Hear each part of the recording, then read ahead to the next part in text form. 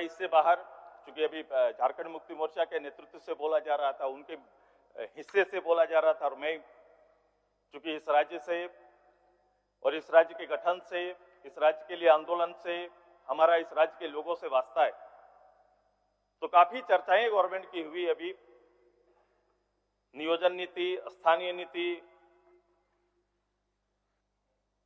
इस पर चर्चाएं हुई, हम आएंगे।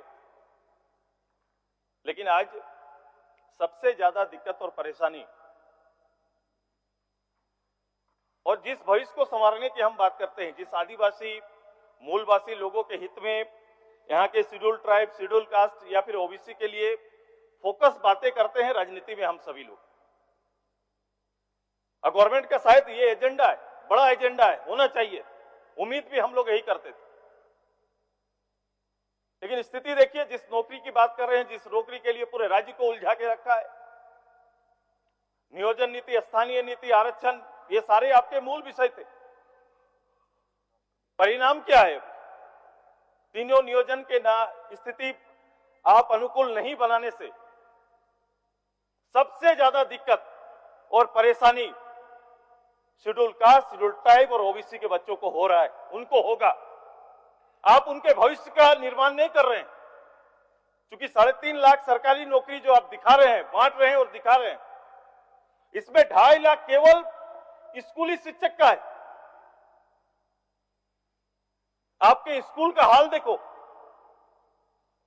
किनके बच्चे सरकारी स्कूल में पढ़ रहे हैं, तो आप पाएंगे 90% एसटी, एससी, ओबीसी के बच्चे पढ़ रहे हैं। आपने उनको दिया है क्या? माइनॉरिटी भी एकदम 1 to 8 आपने शिक्षक नहीं है।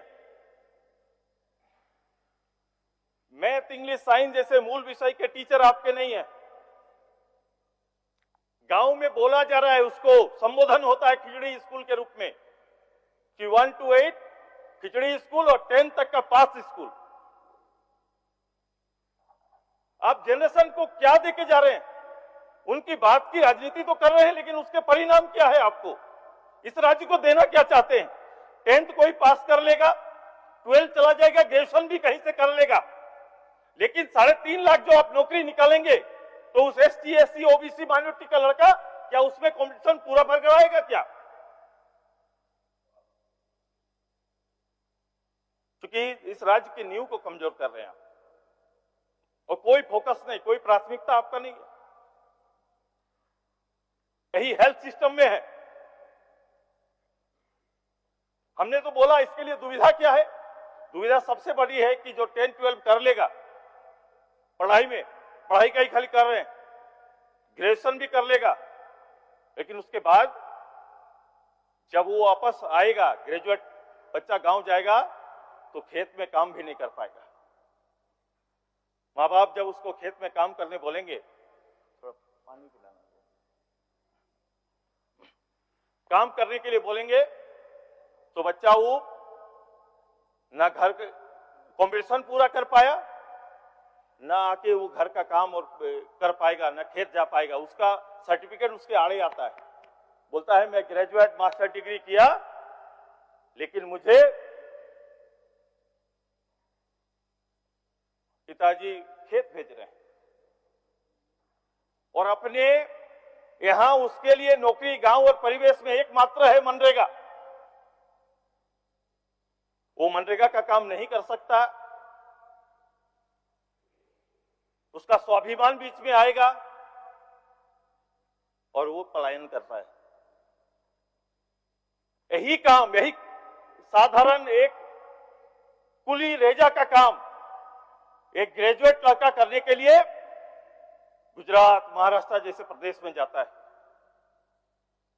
और आज का राज्य में हमारा परिचय क्या है? झारखंड का परिचय लेबर स्टेट के रूप में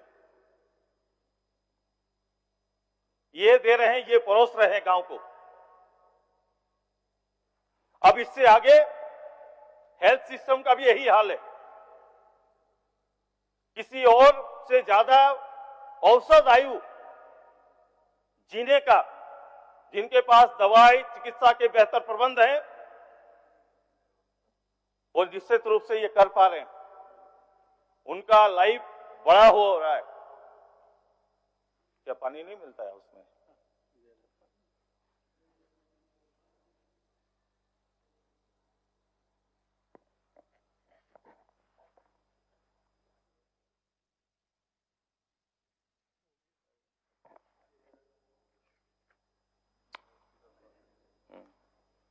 मैं हेल्थ के लिए इसीलिए बोल रहा था कि आप उसके ई में जाइए, वेस्ट में जाइए। जब हेल्थ के लिए सोचेंगे तो आपका कल्पना होना चाहिए कि एक आम आदमी के लिए मैं किस तरह की चिकित्सा सुविधा उपलब्ध करा पा रहा हूं। आज मिडिल क्लास, लोअर क्लास सबसे ज्यादा तकलीफ में है। आप 1000 रुपया गारंटी पेंशन तो कर दिए, लेकिन गरीब का सबसे ज्यादा पैसा दवाई और पढ़ाई में जा रहा है।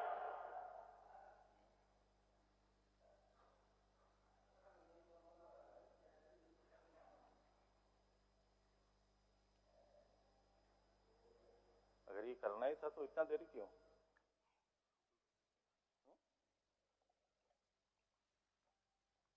इसको देखना चाहिए। सबसे ज्यादा पढ़ाई और दवाई में जा रहा है। आप मूल्यांकन करिए, जब भी बजट करिए तो कॉमन मैन को खड़ा होकर उसके आधार पर करना चाहिए बजट। और वही लोग हैं, वही गरीब लोग हैं जिसकी दुहाई पर सरकार बनी है, जिसका नाम लेके आप वोट की खेती करते हैं। उनके लिए आपका सोच कॉमन नहीं बन पाता है। इन दोनों भार रहेगा, सबसे बड़ा विषय बनेगा आने वाले समय में। अगर कोई चेंज लाना है, कोई बदलाव लाना है, तो इन दो विषय पर केंद्रित होइए। और जब तक ये नहीं होंगे, झारखंड का भला नहीं हो सकता है। और बजट में ये चीज दिखनी चाहिए। निकल गया, 20 महीना बाकी है। आपके अच्छे समय निकल गए, 20 महीना बाकी है। मैंने फर्स्ट हाफ में आपसे, सभापति महोदय, मैंने इसी प्रश्न पर मैं खड़ा हुआ, मैंने बोला 32, जिसके पर अभी बात कर रहे हैं, 32 केवल भाषण नहीं है। और 32 का भाषण करके आप भाग नहीं सकते। एक परिचय और एक अवसर दोनों देना है यहां के लोगों को। अगर ये आधार बनाया आपने सोचा, तो निश्चित रूप से संविधान के पहलू पर ध्यान दिए होंगे। आप अगर खड़ा होकर, अभी ग्रामीण विकास मंत्री जी का जवाब आ रहा था और एक सदस्य का जवाब आया कि यह संविधानिक, कोर्ट ने संविधानिक नहीं माना, तो फिर इतनी बड़ी ड्राइव करने की क्या आवश्यकता थी? जब संविधानिक नहीं था तो संविधानिक विषय पर पहले विचार करना चाहिए था कि बाहर जाकर 7 लाख लोगों की राय लेने से अच्छा विधि में बैठे हुए लोगों की राय लेनी चाहिए थी आपको। आपने उनका राय उचित नहीं समझा, पॉलिटिक्स को ज्यादा समझा है। आपने राजनीति करना उचित समझा और चले गए लोगों की भावना से खेलने के लिए। और ये ट्विटर गेम कर दिया आपने। ये ट्विटर गेम नहीं है, ये लोग समझते हैं, और नहीं समझते हैं तो समझाने का काम करना पड़ेगा। आपको इसके विकल्प पर जाना चाहिए था। कई प्रदेश है हमारे अगल बगल, लोगों ने श्रेणी के आधार पर नौकरी को बांटा है। आप श्रेणी के आधार पर बांट देते, क्योंकि मुझे इसका दर्द है इसलिए बोल रहा हूं। बांट देते बंगाल के तर्ज पर। नौकरी आपके पास है तो शहर गांव करके रिक्तियों के आधार पर श्रेणी में बांट दीजिए, और यह अवसर पंचायत को दीजिए, ब्लॉक को दीजिए। एक बड़ा अवसर लोकल जिसको आप देना चाहते हैं हो सकता है। विकल्प में जाकर आप पॉलिटिक्स गेम करने लगे। ये करना पड़ेगा, आपको आना पड़ेगा, इस राज्य के हित में पहल करना पड़ेगा। और आज अगर आप कोशिश भी करेंगे तो मात्र 20 महीना का समय बचा हुआ है आपको। और मैं ये दावे के साथ इस हॉल में जवाबदेही के साथ बोल रहा हूं कि 20 महीना में 50,000 से ज्यादा नौकरी नहीं दे पाइएगा। आप 25,000 लोगों को नौकरी या सृजन करने का, दोनों करते, सरकारी नौकरी 3, 3.5 लाख, तो नौकरी सृजन करने का आधार क्या है? कितने डिप्लोमा, कितने ग्रेजुएट, पोस्ट ग्रेजुएट बच्चे आ रहे हैं, उनका भविष्य, उनका रोड मैप क्या है? आपका युवाओं का रोड मैप क्या है आपके पास?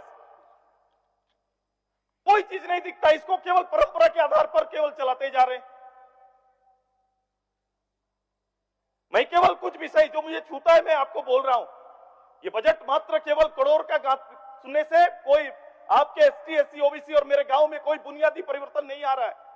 कभी खड़ा हो, ठहरो और लोगों के बारे में चिंता करिए तो आपको समझ में आएगा। गरीब गुरबा के हालात को देखिए।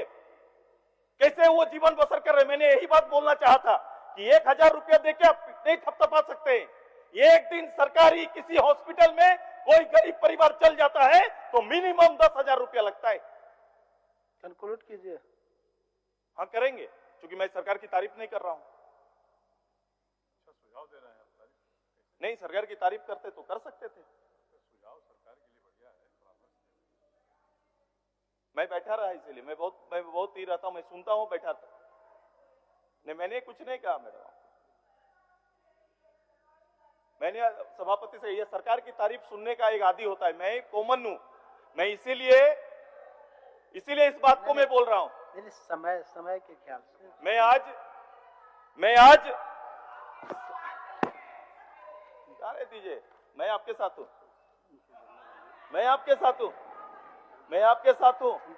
मैं इस सब्जेक्ट में आपके साथ हूं। मैं इस सब्जेक्ट में, सरकार अगर यहाँ खड़ी रही, यहाँ पे रहे, आप राज्यपाल के यहाँ गए, हम दिल्ली गए, जहां जरूरत पड़ेगा इस राज्य के लिए हम रहेंगे साथ। माननीय इसमें कोई दो मत नहीं है मुझे। बोलिए।